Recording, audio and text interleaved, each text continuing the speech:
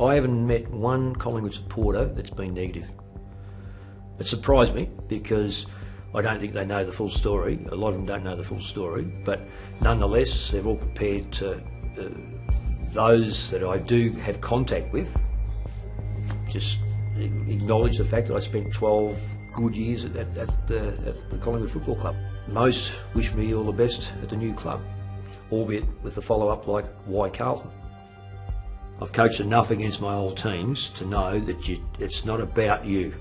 It cannot be about you. It's got to be about getting it right. Right now, it's just another game, but I'm sure the media will make more out of it than what it should be. But that's what the media are there for, to build. Not that game will need building up. I wouldn't have thought anyway. Collingwood come. If I draw the attention and it helps my team, so be it. I am not silly enough to suspect that when we walk onto the ground at the MCG in round 2 that there's not going to be a little bit of banter between the supporters and them to me. I'm just dreading it. I'll just be glad for it to be over, to tell the truth, because that's all everybody talks about, and I just want it to be done and over. I'd like to go and hide away somewhere. Oh, I've heard Mick say before he doesn't want to be a focus on Mick versus Collingwood, Mick versus Nathan Buckley. It's about the 22 that'll run out there on that Sunday afternoon, and it's another game for 4 points, obviously. But obviously games against Collingwood and Essendon and Richmond are obviously big games, traditionally big games at the G. So obviously it's going to be a massive one. I suppose there'll probably be 90,000 there, and it'll be a massive build-up. So can't wait to get stuck in round 2.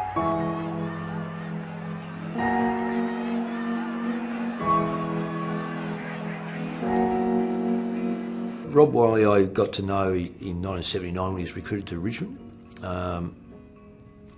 He got injured that year. I got injured that year. We did rehab together. The following year we both played in the 80 Premiership, and we just had a very good understanding of one another. Totally different backgrounds, absolutely totally different backgrounds. His father was a copper. I'm not saying mine was a crim, but my father was a labourer, and Wendouree West, and Robbie's from Perth, so we had different contrasts there. He married a young girl called Marcia, who her and Nanette got on extremely well, and unfortunately Marcia passed away several years ago. But Nanette took Marcia under her wing, and that also cemented our bond. I reckon friendship's about, you don't have to live in the same place. You don't have to contact every day. Friendship, you pick up the phone and it's like yesterday you spoke to the bloke. Sometimes you just form relationships with people, as soon as you meet them, and Mick was very friendly. Him and his wife Nanette looked after me, being my first year from Perth, West Australia, playing at Richmond. Had me around for a meal, and obviously, we just grew from there. And later on, in a couple of years, when I got married, my wife Marcia became a really good friends with Nanette. So the Malthouses and Wileys just clicked, I suppose, right from the start, and here we are today. To accept this job, one of the things I said was I'm going to have Rob Wiley on board, and I want him on board, and that was because I trust him, and I know his football brain. He's got a very good football brain. Gets on extremely well with people. Anyone who's lost his beloved wife, raised his 3 girls with such a positive attitude he has, there's real special qualities to the bloke.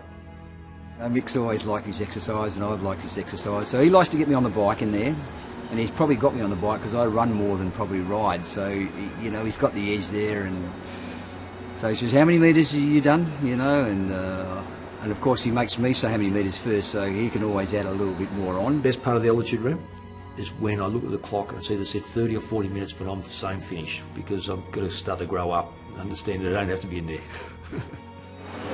10-8.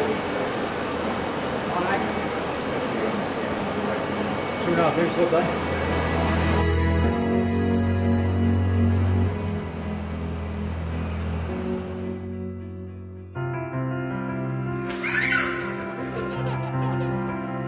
Get a kiss from that. Oh, thank you, goodness.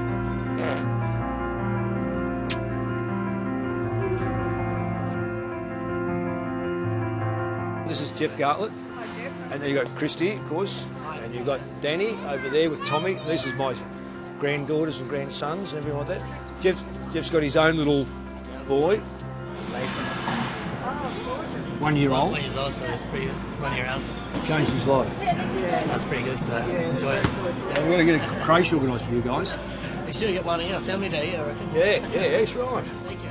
Absolutely. Say hello, Jeff. Give him 5. He's a great player. He's a great Andrew.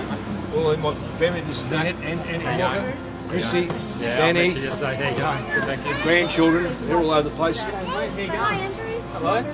Starting at my eldest grandson, for one reason or another, he could be at kinder or where I'd go and watch him do some ball sports, and there'd be all those plastic balls would roll out of this box, and they'd say, now clean them up, and he would go and pick up every blue ball, not knowing why he did it. So when they said to him, Pa is going to be coaching the Blues, he said the Navy Blues. So he's like that, the Navy Blue. There's no question, he's Navy Blue. So he's dragged his mother into it, and his little sister. They thought it was finished at the end of the Collingwood. They were very disappointed. A little bitter in many respects, I think, the way it finished, and really done with football, really quite disappointed with humanity, if you like, especially, you know, built on, I like to build things on friendship, and they go along with that friendship, but when it's broken and badly broken. He's really loving it. I think having that year away and sort of almost having that taken away from him and going back in, and he just is just loving it, absolutely loving it. And as the kids said to me, we didn't realise how much he missed it. Weren't you, Lilia? Do you go say go Blues? Blues. Blues. Who do you marry to Pa? Where's Pa? Do you love Pa? Oh, God, how much does he smell? Tommy, what have you done to your nappy? Fill it up. I love spoiling him, and I would always spoil him because I loved him so much. Speaks about his grandkids a little bit, and yeah, we get the feeling from him that even just the way the expectations of us at the club now, we probably aren't here as long as we have been in the past, and we're expected to do our work and then get home to our other interests. And for guys who've got families, that's really important. I've been very fortunate with family because they've always stuck to whatever team I am.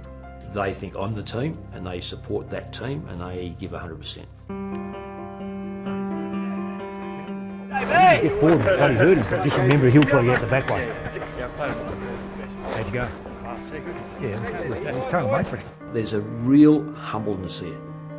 Now, when I was outside this football club, looking at Carlton, there didn't appear to be a great deal of humbleness. Let's go! Keep them away, keep them away! Let's start again, and let's make sure we are alert and ready to go. There's no need for a rock. Don't forget, in this case, we don't need a rocket hand pass to go 100 mile an hour. It is to give the player the opportunity. Let's go. I always leave it with them on the way out down the race, play the game. Now, the big test is in front of us. We're learning the structures, we're learning the disciplines, but when the ball bounces, as Erwin Rommel said, no plan survives contact. And I'm ever aware that all the things we practice and all the planning we do, that when that ball bounces, sometimes that goes out the window and then it becomes instinctive, so long as it's instinctive along the lines that we advocate. So they're the little bits and pieces that we've got to get right.